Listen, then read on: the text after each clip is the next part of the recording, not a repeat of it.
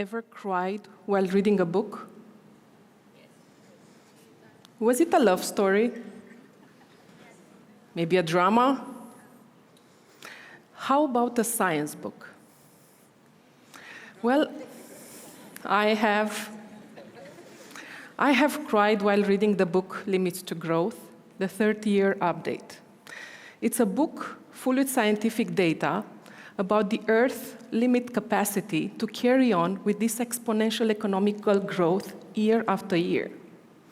And after that book, I read many more others. More articles, more documentaries, more realities around us, facing us with the ugly truth that this system cannot continue forever. And when you look into the future, based on our current actions, you don't see too much hope for the next generation. There's the reason why some people get eco-anxiety. Some people get depressed. Some people get angry, like throwing paints to art pieces. I'm healing myself through action. Because action, focused on what you can change, is the only thing that can save us.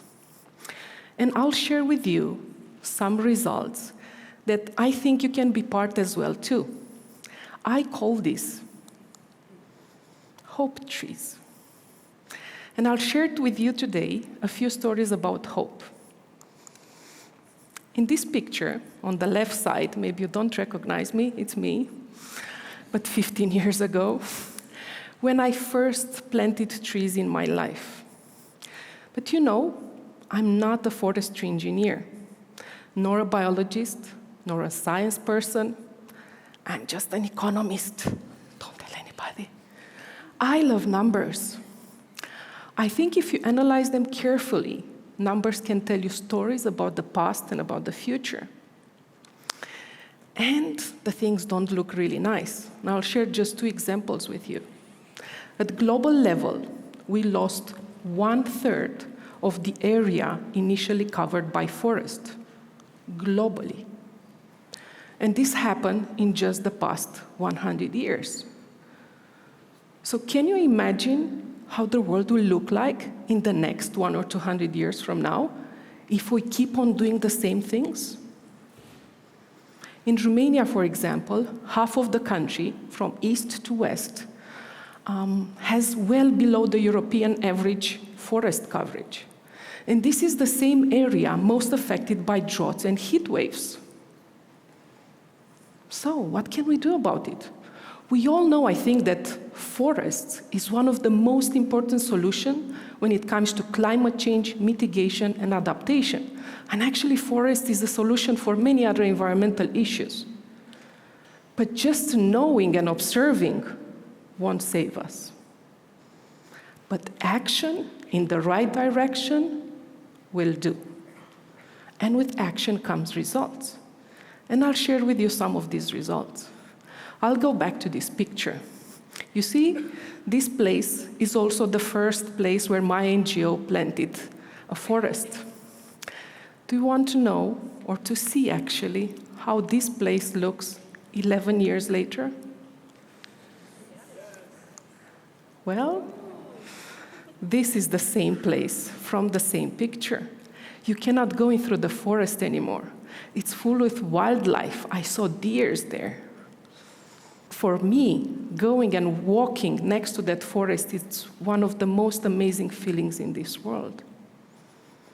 And I'll share with you another hope story. You see this land? It's full with sand. It's in a region in Romania called the Sahara of Romania. And you might wonder why.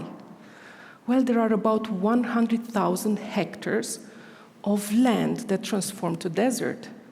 This is about 2.5 the size of Vienna.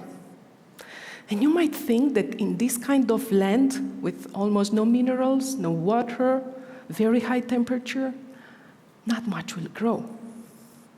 Still, in 2020, we start planting in this area. This is how it looks from above. First, you have to prepare the land. It's a tractor plowing the land. Then we start planting, and we do most of it with the locals. The locals call this flying sand, because when it's windy outside, the sand gets kilometers away, carried in their own yard, sometimes affecting the crops which are on good land. And this is just after 1 year of vegetation. Trees started to grow. Would you like to see the trees 3 years later? Yes. Well, there it is.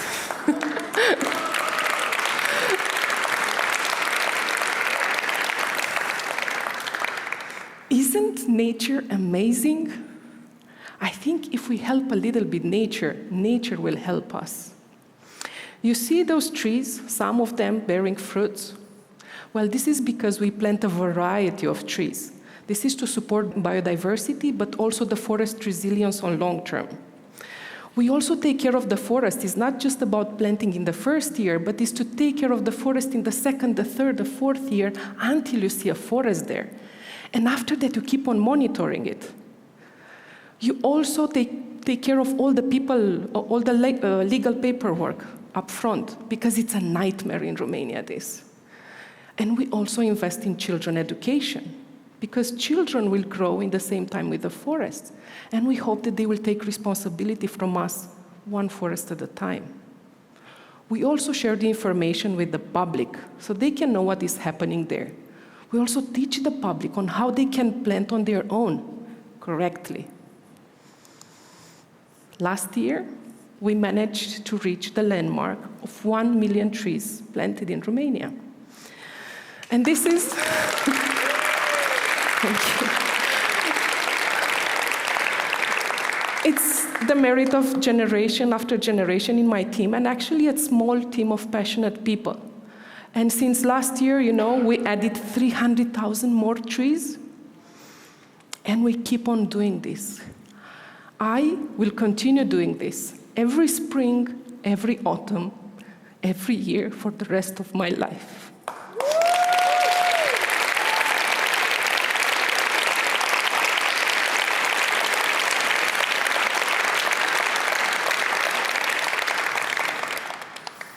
And my vision for the next 30 years is that all unused land or degraded land on this planet should be regenerated by new forests. A renowned professor estimated that on this planet there is still space for 1 more trillion trees to be planted. Trillion. But you know what is this for each of us?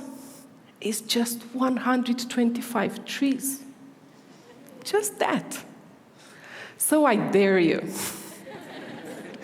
Adopt a tree, at least one, or even better, 125 trees, and give this world a chance to survive. So, when will you plant your next, or future, or first hope tree? Thank you.